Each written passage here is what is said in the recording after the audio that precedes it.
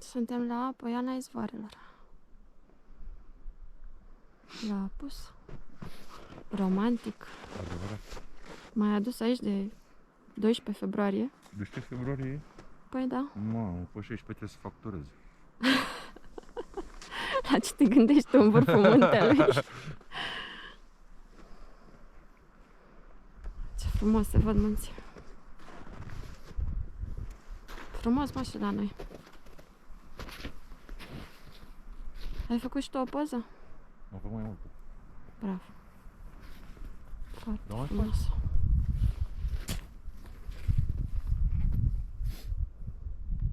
Cu brazii ăștia.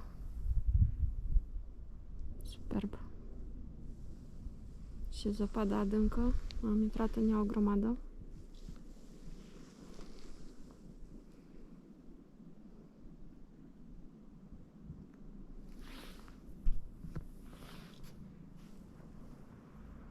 Bă, da, frumos.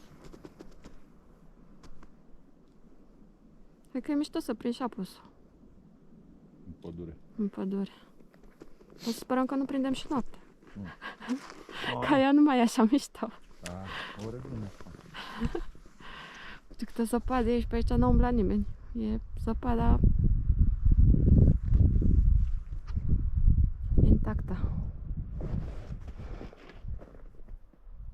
De acolo am venit, de la Diham, cabana Diham. Și vom merge spre cabana Gura Diham. Să mâncăm și noi ceva bun. Ora veche l-am de pot. Ceva ce? Ciolan? Ceva gras. Ceva gras.